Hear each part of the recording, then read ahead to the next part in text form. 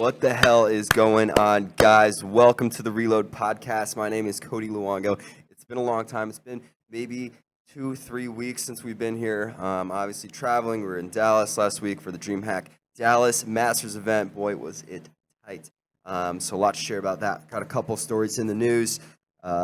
Furia toppling Astralis on Nuke. Nonetheless, can you believe it? Some roster changes with Complexity, Tyloo, maybe dissecting Neo on FaZe a little bit more, and then obviously talking about ECS Season 7 finals happening right now in the UK, London, to be exact. And also, the headline topic of the show, the Kings of the North, Liquid, have been crowned.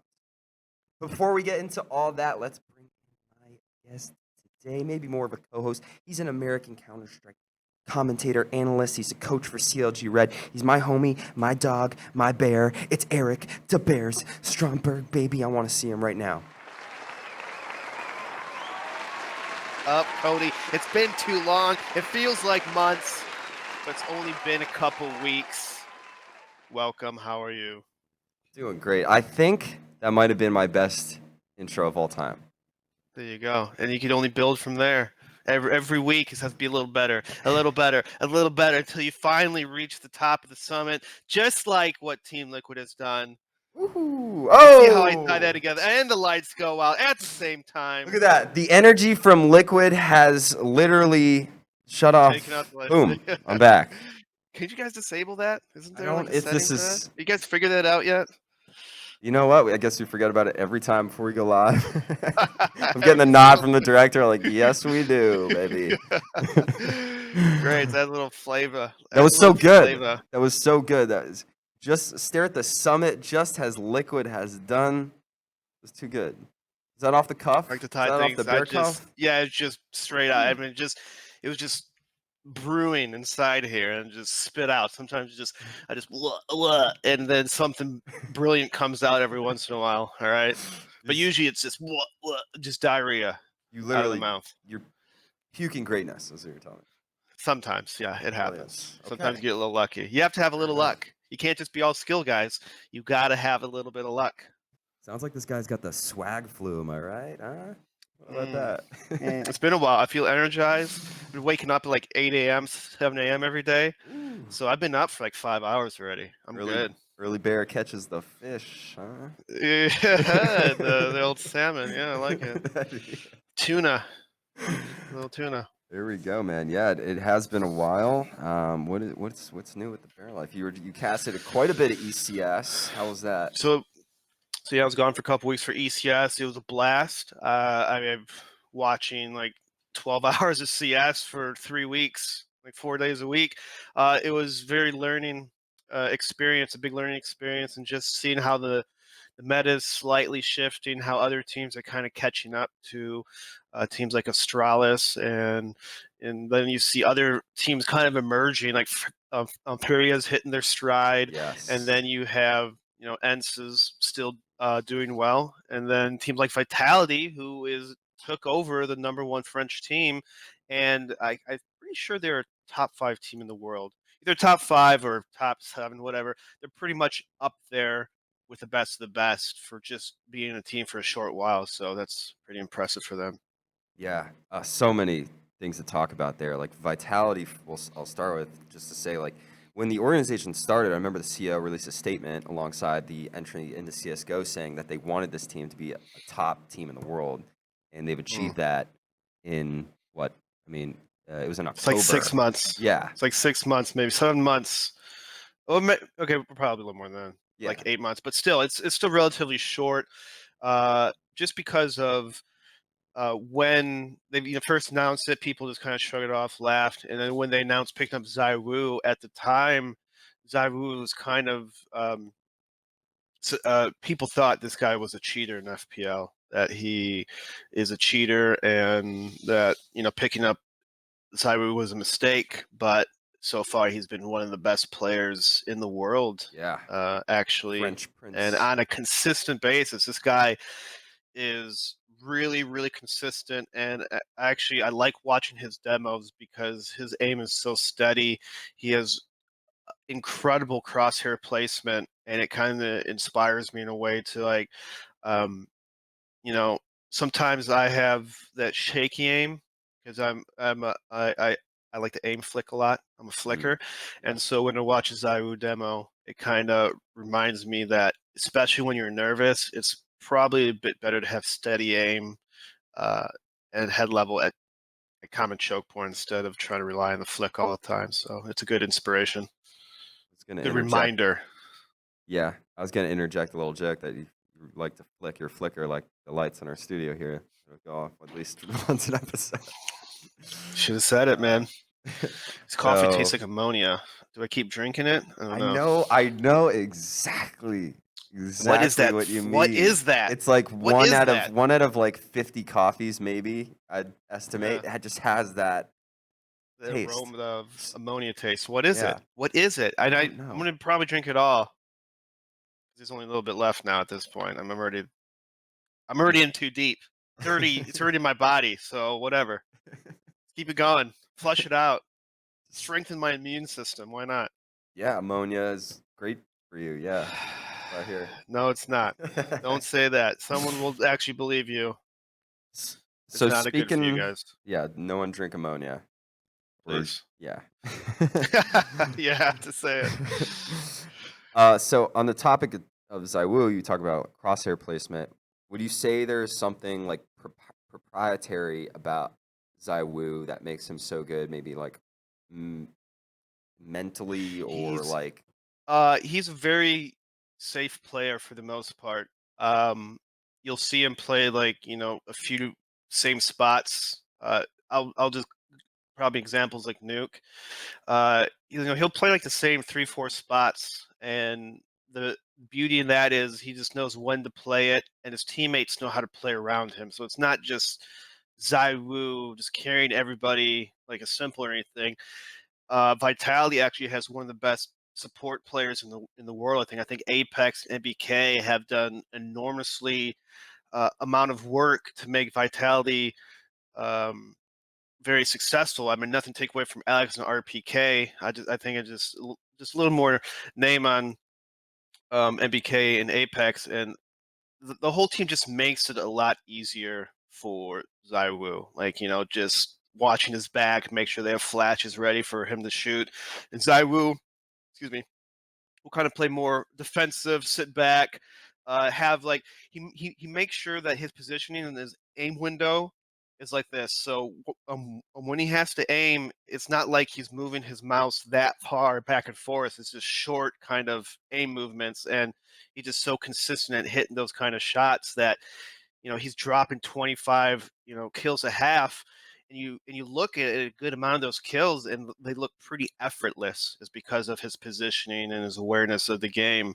It just makes it that much easier, and you're playing against some pro players, some of the best in the yeah. world, and to Mhm. be that confident and be that uh, you know cold-blooded, it's something else. And again, his teammates, they're dotting the i's, they're crossing the t's for him, so he doesn't have to worry about the little things, of a more unorganized team.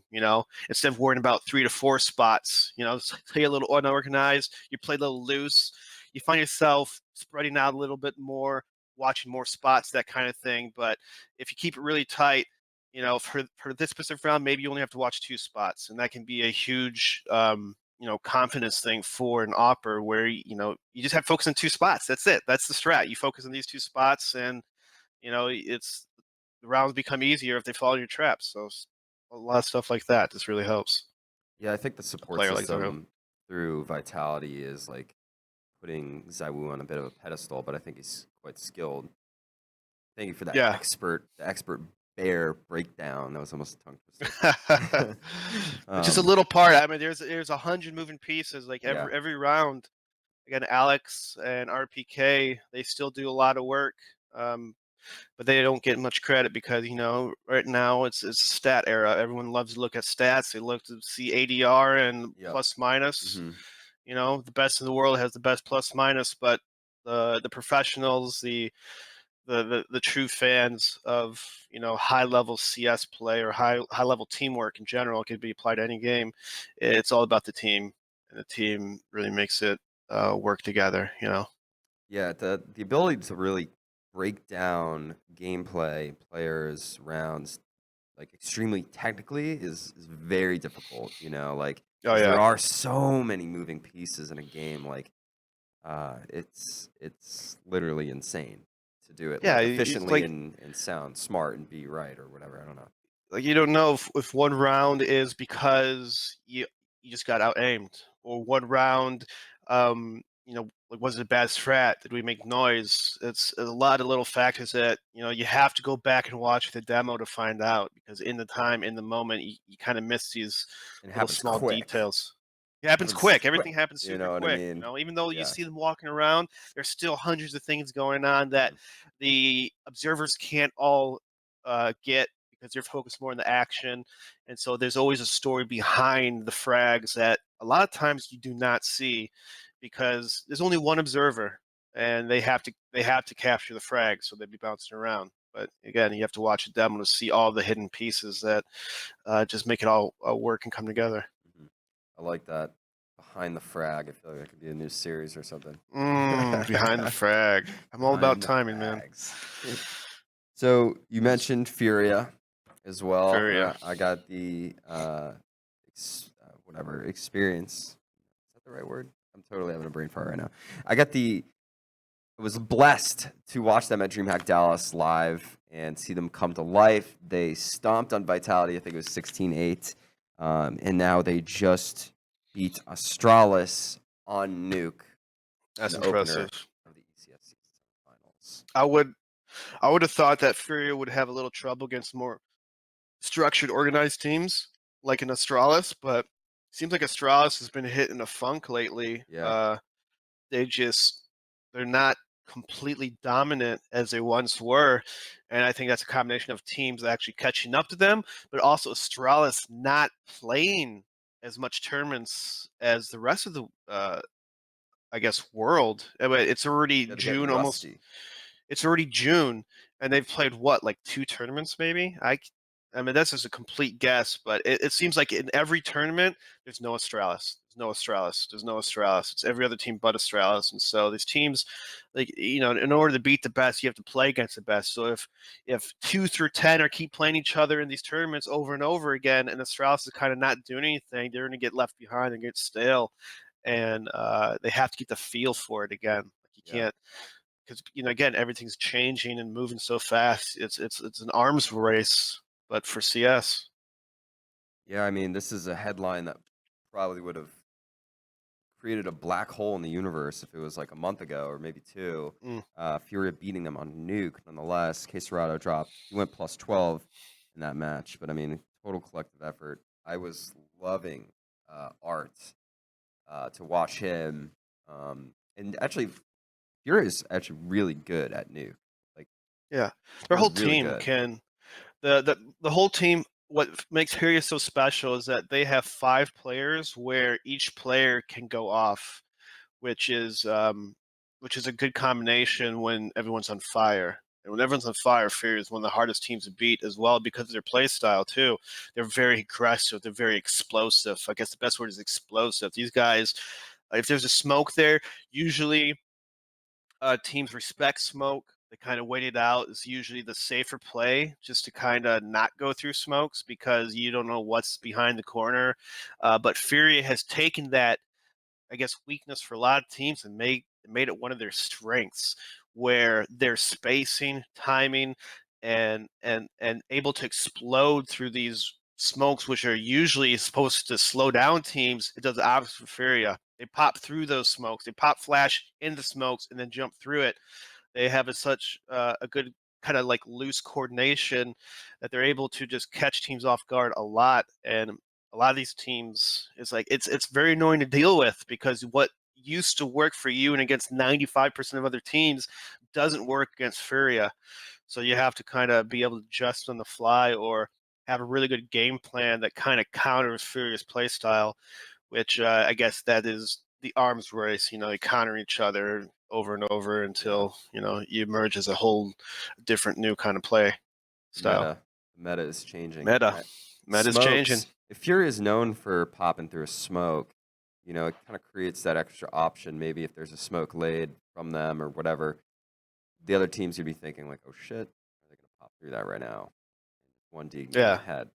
You don't And really so know. then that's where all the mind games come in. It gets, and Mhm. you hesitate, and you kind of second guess yourself, and you kind of like, maybe I should play a little more passive. These guys are a little wild, and then fear, they they like that. Oh, you're gonna play a little more passive, where we're just gonna sneak up a little bit farther this time around until and then they keep going and going, and then you find yourself out playing such defensive setups. You give up so much map control.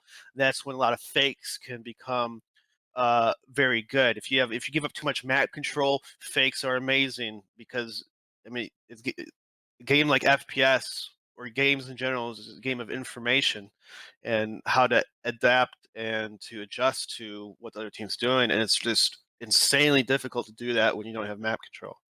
Yeah, I like that. You're totally right. I didn't even think about it like that on a broader level. It's like FPS is just they run off call outs and information and knowing where the other team hmm is, where your teammates are, everything.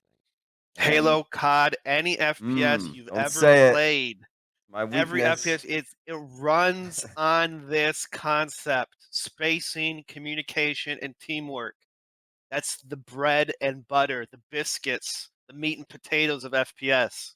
Are you sure you don't want to It's go like back to four being a different. coach? I mean, I wouldn't. Hey, this it's always a possibility, but I would, I could still play a little bit. So my heart's always been as a player. Yeah. You never know. Maybe one day, if my wrist gets too bad or something, I'll go back to that coach role. Hopefully it stays intact. We can see you out there Mm, again. I'm still waiting for it. mm. Uh, Complexity had a roster change. Probably saw this. Dropped Stanislaw. Picked up this young lad, 15 years old, some American talent. Um, and then Stanislaw's exit had introduced depth into the IGL role. And this guy had played for Swole Patrol and as well as ESEA, a little bit of S rank, and I think some MDL. You know anything about Yeah. him? I know a little bit. He's been kind of a name that's been in talks for good over a year or so about an up and coming player. He's had some experience with MDL, but I don't think it's that much at all. Mhm. And so he's more known as a pug star. So this is a Kind of a risk, surprising. right? It's a For super risky move for complexity. I think they're just doing a lot of it over the hype because there's plenty of capable players that are in lower leagues on teams that you just have to look through it. I think a lot like what's really just popular with organization is just trying to get hype names, build up streams, stuff like that. And I mean, he could probably do well, but the big red flag for me and complexity and all this is that this move happened a couple weeks before ECS finals. yeah, Why are you getting? Okay, it's probably not even all Complexity's fault. I bet you it's a it happened a couple combination of Stanislav. days. Stanislav has done this many times in the past, where he'll join a team, they'll do great, and then all of a sudden there's some inner team turmoil, and he leaves the team. This happened with Optic, Team Liquid. Yeah, It's with now I guess Complexity. There's probably other teams. There's probably I've been thinking that in my head. There's a couple more times. I don't want to just spew out random bullshit, but this is a cycle with this guy. yeah. There's something wrong here, and with the way this guy leads, or with his teammates, something's happening where he has to leave the team, or he feels like he needs to leave the team. I'm not sure. I would, if I was him, or if I had advice, I go see like a psychologist or something to figure out what the hell's wrong, because he's literally throwing away his career. I mean, you don't get that many chances to keep playing for top teams, even if the team is not what you want. Maybe he's just had it with the team, or maybe he thinks that, in his words, that the team hit the ceiling is pretty much what he said, that they can't get any better. Well, that's kind of a loser mentality, in my opinion, because how do you know that they can't get that much better in terms of if they put in the work and practice? I mean, you might have kind of an idea. Maybe they have bad habits. Maybe there's something they do in practice that you just hate. But that's the thing with being a team. It's something you go over, you talk about, you try to work on it, and try to become better. I mean, this guy's had so many opportunities at tier 1 level, and he seems to be a good in-game leader at start. They've done insanely well when he first joined Mhm. Complexity, when they first joined Optic or Team Liquid. They just had a huge surge in just how they play. They play well. And then again, as I said, they kind of taper off, and he has the need that he must leave the team short minute, last minute basis without telling the team or telling them a couple days before a tournament. This has happened multiple times. It's a red flag. What is wrong? What's going on? That's what I want to know. What is going on with this guy? Because it's always hush hush. When people leave teams, it's hush hush. No one says anything. I get it. It's to prevent gossip and extra hate, but it just doesn't make sense. Like, what is this guy doing, Yeah, or but what's based going off on? the track record, it's like obviously this is a problem It internally is. for Well, him. yeah. I It's mean, a it has to be a quitter. problem. It's a like you It's said, it's it's a quitter quitter's mentality. mentality. I mean, So I don't know, man. Like he wants to be. He has a. I mean, obviously he has the skill and at least dedication to become, a great CS player. But something's like seriously missing from his overall, I guess, game plan or whatnot. Because it's just this has happened too many times, right? Like leaving your team a couple days or a week before big finals. That should never happen ever. I don't care if you hate the team, play your best, pinch it out, and then leave if you want to leave after the tournament. Don't screw over your teammates like that because that's some bullshit right there, man. yeah. That's I don't respect that at all. Like No, I just you got to finish it out. yeah, I So don't either. I'm on the hate train right now. No, I feel it. I feel I it. don't It's like like, that. I mean, look, if I'm at the head of an org, if I'm helming it, like I'm not gonna want someone like that on my team. You know what I mean? Like I know. that's too much of a I could risk. see that. I could see that, but you have to wait till after the tournament. Maybe. See, that's the thing, because it's right before finals. Yeah, He's they already toxic or something. lost. I don't know. Yeah, It's a really tough decision, but still, it's still not the right move. I think not right before tournament. Just wait it out. Just stick it out for one more week or whatever, definitely and not. plow through it. Do your best. Because okay, if he left after and they do well, he did pretty well. Maybe something else. But he leaves right before a tournament. I mean, that just puts a bad taste in a lot of people's mouth. If you're looking from the outside, especially if you're an org Yeah, owner and you see this guy consistently leaving his team out to dry. It's just I don't want that guy. I don't care how good he is. I don't want that guy on my team. yeah. Okay, we'll do good for a couple months, and then it turns into a toxic sludge fest, and everyone starts hating each other. It's like it's not worth it. It's just not worth it, Maybe it's like a especially how much money. personal thing for him. Like they've had mixed results, mostly poor on complexity. So it's like, I don't want to. We're just gonna flop Oh out. yeah, that's You know? probably. I mean, it's. I guess you could say that the honeymoon phase is over. Like Yeah. when he was on Complexity, they were doing amazing, and Top 8 at London Major. then and then they kind of just started slowly. They got rid of Yay, and then slowly an Android after they got top 8, which Yeah. is okay. But and no one released anything why. That's another thing to keep everyone in the dark. So we have to speculate consistent all the time. Like, why did they get rid of these two players? Is it inner turmoil? Is it what Stan wants? I mean, I have a little inside information that I mean, a lot of it was what Stan wanted. So these organizations are bending over backwards for a player like Stan, and he still pulls a move like this. So, oh, Hey, Tony. Jesus yeah. Christ. So, Okay. All right. Well, we'll get off but Stan for now get because off yeah, Stan. I'm getting a little my blood boiling too right now. Debbie Downer. Let's talk about something that is exciting that's happened a few weeks ago. You weren't here. You were casting ECS. I'm traveling. We didn't get to discuss this, but I want to hear what your thoughts on the Polish superstar Neo joining FaZe Mm. Clan. When you heard this, what were your first reactions? So when I first heard Neo, I think I was on the boat with a lot of people like, why? Like that's kind of weird. Because in my mind, I thought Neo wanted to retire, but then again, it's like the Virtus Pro thing was a very weird ending. It's like all the players, like the top 3 team in the world for can't even tell how many years that they're a top 3, like one of the best CS teams, CS core players of all time with Taz and uh, Pasha and Neo and whatnot. But the thing is that at first I was like, okay, why? Then I kind of thought, Neo, he's considered one of the greatest CS players of all time. Okay, that is a skill that he attained. Now, a lot of people think that he's getting old. Take that old shit out the window. Age is not a factor in a game like CS. All right.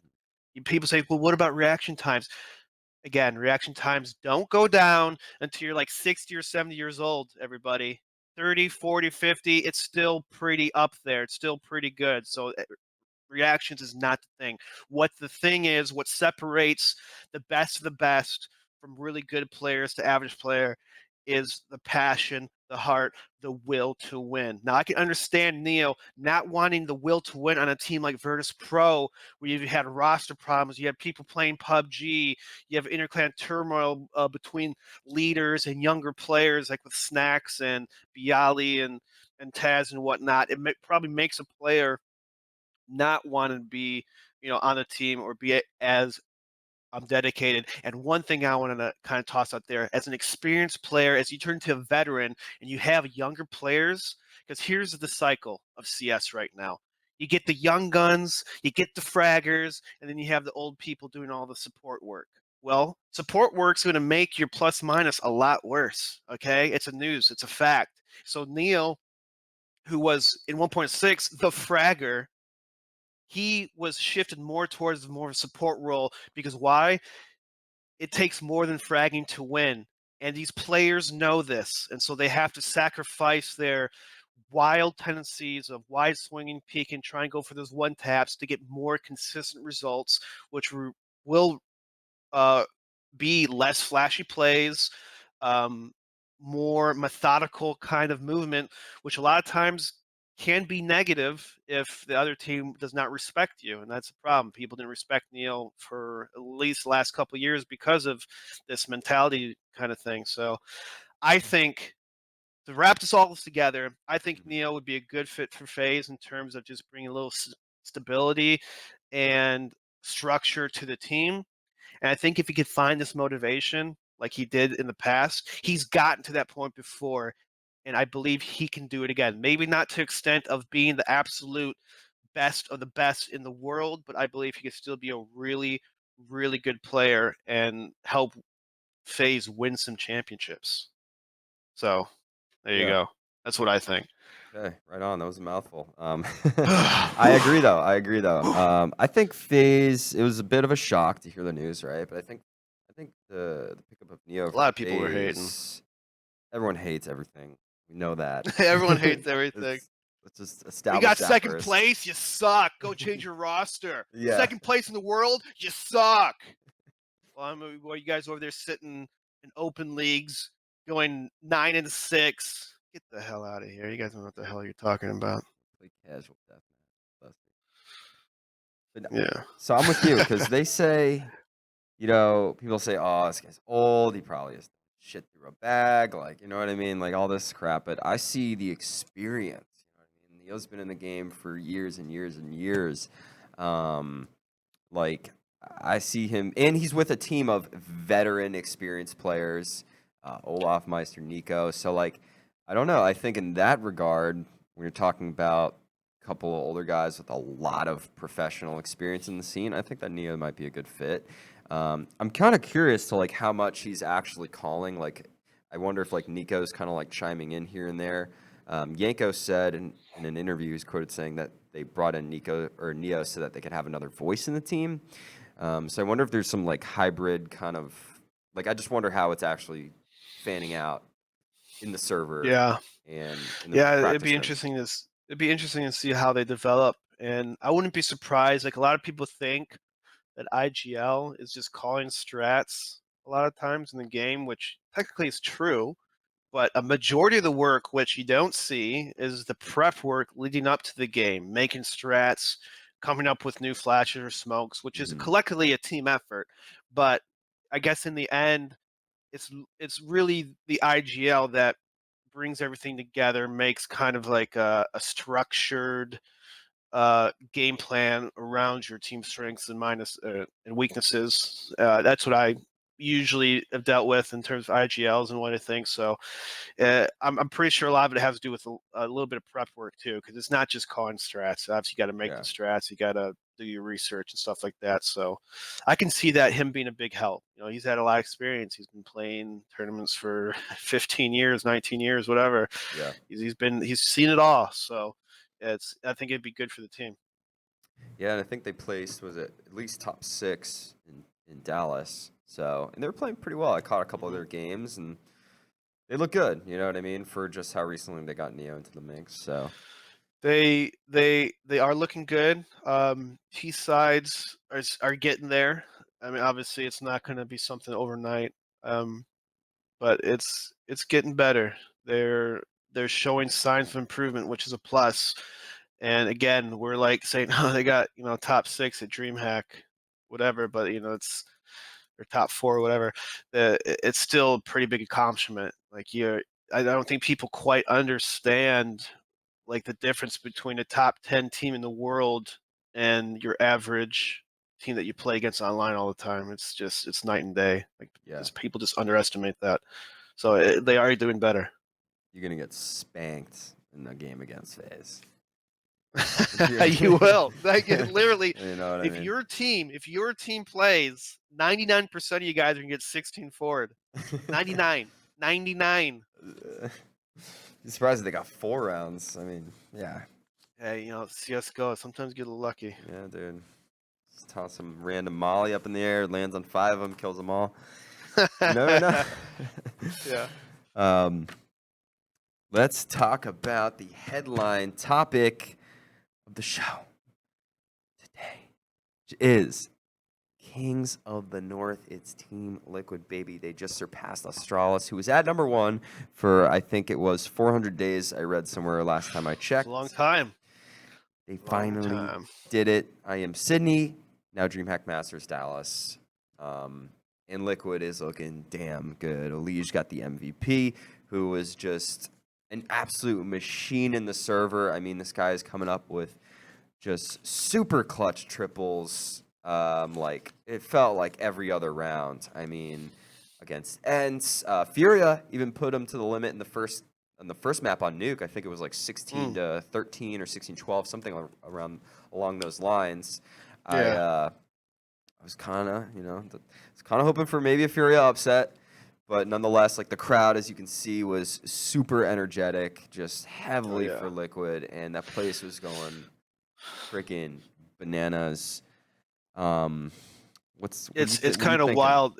It's kind of wild how fast C9 just kind of dropped out of the eyes of North America CS. Now Liquid always being kind of like that number 2, are they number 1 and number 2? Cloud9, who knows? But now they're a clear-cut number 1 team, not just in the North America, but in the world. And, you could debate they could be top 2 or 3, but nothing below that. For a fact these guys, Team Liquid is one of the best in the world, and it shows. They have great teamwork, their spacing, their timing. They have a variety of different strats, and again, when you have a bunch of fraggers like Elige and Twist and even Stewie just like hitting those huge kills, and that like the whole team is full of all-star players, and it's good to see them actually win a couple events and just kind of get that choke Liquid out of their minds. Like this is not the same teams you saw before. This is kind of a new team, and they've been playing fantastic. It's really fun to watch them and have a team to represent North America like that. Yeah, definitely. I think to your point, it's like kind of they're getting the recognition that I feel they deserve because they've worked so hard. Like they were working really hard with Taco, in my opinion, to like make it work. It didn't. They get Stewie. They still dealt with quite a bit of bullshit in terms of trying to like get up. And obviously now we'll check out some Stewie highlights because I really think that Stewie, and obviously it's a collective effort, but I feel like Stewie is doing something within this team to push them past all the choking, all the BS, everything. I feel like Stewie has helped unlock like the liquid that this team is supposed to be. Yeah, I think so too. I think they needed kind of an aggressive player that can be a little random and kind of a little reckless. Uh, the problem with Team Liquid in the past is that they were too maybe sometimes a little too predictable, a little too passive. When game points on the line, they kind of tighten up a little bit and play a little too defensive. But with Stewie, it's a little looser.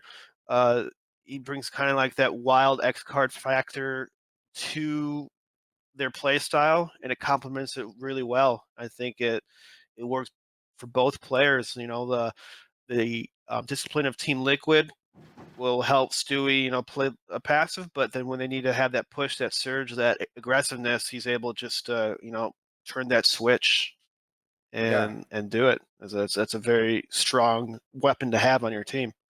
Yeah, totally. Like we've talked about this several times, is that Stewie has that explosiveness, a little bit random. You never know what he's gonna quite do, and it fits in with the rest of the team because you see a little bit of that from Naf, a little bit sometimes from Elish, but Stewie he brings sort of that X factor in my opinion. And then like outside of the server, I don't know. I feel like Stewie is maybe helping with that mentality a little bit. I mean, from what I garner. Stewie is maybe a little cocky, but in a good way. Yeah, He's confident. yeah, Young he's super kid. confident. He's at the top of his game. He knows he's good. So when they're winning rounds, you see him taunting a little bit. Like I think that it kind of trickles down with the rest of the team. Like, hey, we're the best in the fucking world. Let's show it. And I think Yeah. that is what You need Liquid that. You need a is little gonna bit be. of that. I mean, you got to be a little humble, but you have to be confident, a little bit almost cocky in a way where um, there's a mind game outside the game. You hang out with these players, the players you play against outside the tournaments. Whether it's after parties or whatnot. Yeah, everyone are friends outside the game, and that's the way it should be. But there's still a little competitiveness. The way you present yourself with other people. I guess one of the best examples is Michael Jordan. There's a reason why he has no friends. There's a reason why he's not close with anybody. At least how the media portrays it, how interviews throughout the years, how he's not a lot of people like him as a human being because of how competitive he is inside and outside the game. He's complete alpha all the way in terms of you're playing some stupid board game, he's gonna, Michael Jordan is known for just being so over the top competitive. Like, I mean, he has a gambling problem, used to, whatever. But it just shows what kind of person he's so competitive. That's what makes him so good. That's what Yeah, makes him so good. He's yeah, so yeah. competitive. hmm So you got to have that kind of that hunger to your game. So you're saying that Stewie is the Michael Jordan of Counter Strike? I mean, he's really good skill What do wise. you? Is it? And maybe outside the game, I could see him, like always, you're having fun, you're joining the club, but you're still scoping out your competition. You're still looking at them. Oh man, that guy dances weird. You better not headshot me in game. You know what I'm saying? Hey, those dance moves are Yo. not headshotting me. And so like that plays a little part of the game too. It does. It does. I could actually totally resonate with that. I add a little video game splice to my moves in the club. You know what I mean? Like Yeah. sometimes run around and I BXR girl. I'm just like some fun combination. Halo 2 melee, cancel it, you shoot, and it's instant kill. It's the most deadly game changing glitch in the game. Mm. Boom. Preach. Or if you play Super Smash Bros, sometimes I just wave dash. I'm over here, wave dash back. Take her hand, I spin her around, and then boom. And then I hit her with a nair to the head. There you go. There you go. Nightcap it out right there. Yeah, right there. Yeah, I mean, definitely Liquid is a good story, so I'm glad we got to touch on them a little bit. We have ECS Season 7 Finals, and if we could pull up this link, or we could try to, because my computer, it's just here for show, because I don't know why I can't Doesn't get the work. internet. Scroll down a little bit, maybe we could see kind of what the scores are for today, because I know the matches were Just ending up a little more. Moss. Go down to the group stage. Okay. There we Maybe go. some of these, I guess, are these, so this is the full results from today then? Was it today the first day, or did they start Yeah, yesterday today was the too? first day. I The didn't first get to day. So catch. yeah, okay. So yeah, those are the results, and you could see Astralis. No, just kidding.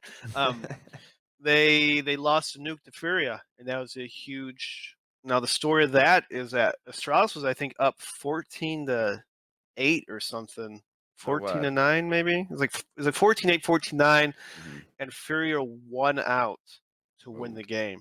So a little choke from Astralis, but great play by Furia, and you see NRG up top 2-0. They beat Furia and Ninjas in Pajamas. So NRG looking really good pretty today. solid. Yeah. They've been having a lot of consistency issues. They've been actually playing really poorly the last couple months in terms of result-wise. They haven't been really hitting their stride. So if they can do really good at this tournament, I think that'd be a huge plus for them, and will eliminate any Stanislav rumors. Because as soon as there's a lot of complexity, you're like, minus Daps plus Stanislav, minus Daps plus. Yeah. It's like that's not how it works, guys. That's not how it works. You can't just throw in another IGL and hope for the best. I mean, just That's look not how at it this works. group A. Look at the names.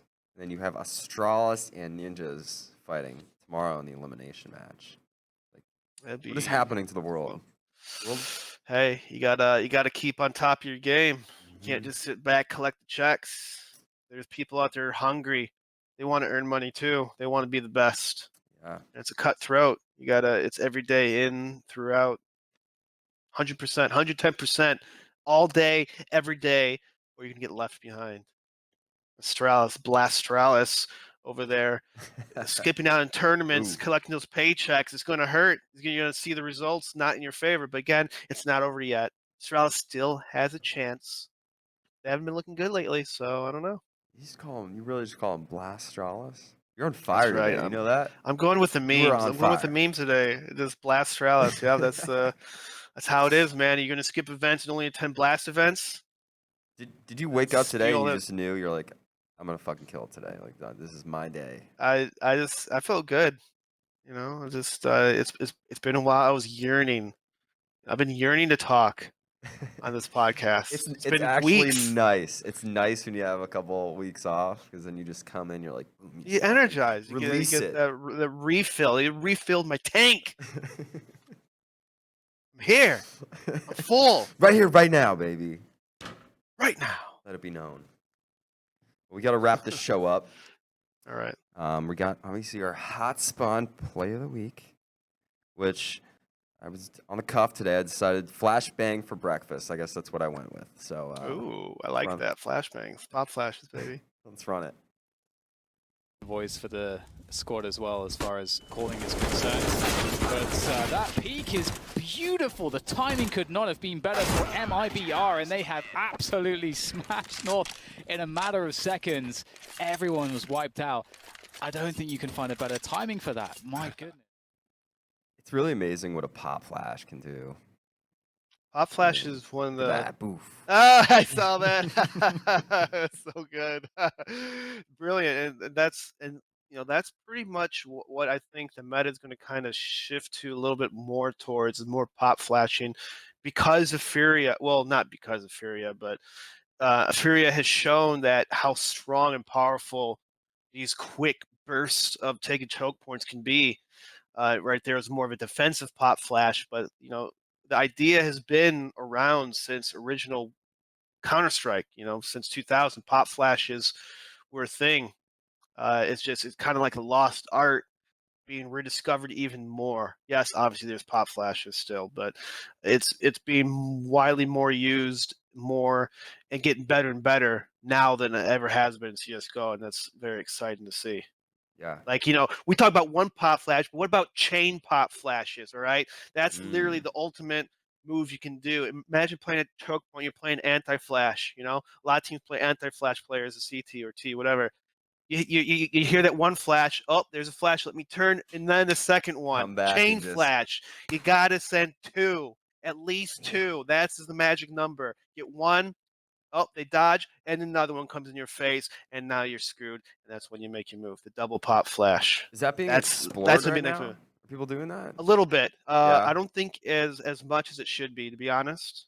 But double pop flash it's kind of like an anti-strat ish kind of way. But if you play a good team that have like super defensive setups, like they just play like sites and pit or whatever, just constantly hiding, double plat flash is the key. Because when you're playing these kind of defensive setups, I mean, you put yourself in spots where you can't get outflanked or surrounded that easily, so you're able to just look in a corner and anti-flash without being punished that hard.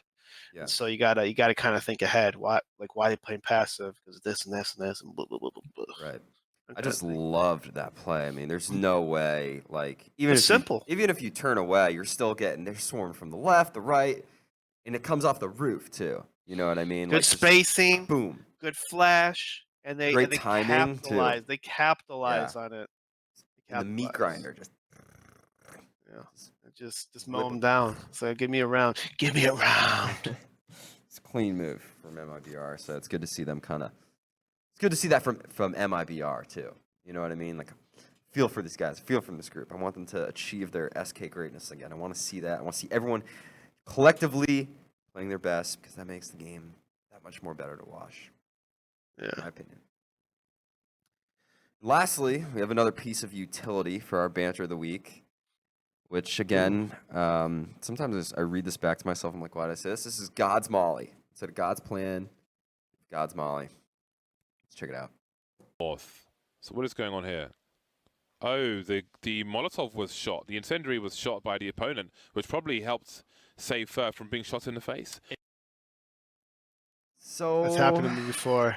This is a little crazy, and it's 19-19 overtime round. That could have been the game changer right there. Yeah. That could have been the game It's changer. coming for his And head.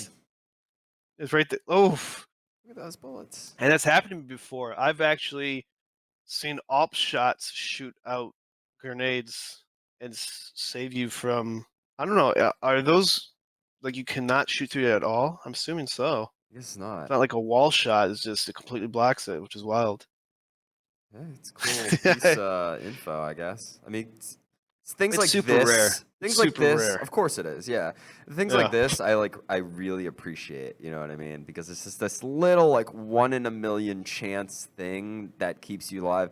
MIBR lost that round or that map, but still, you know, imagine like if they got that kill and it somehow changed, you know, fucking butterfly effect, something like that. It could. You know what I never mean? know. Like I really appreciate it's that those close. things. It's that close. You just one kill can make the difference. This is exactly where the expression "it's the little things in life that matter," because someone threw a Molotov in CS way back when it started, 99. Okay, and that person coined that phrase.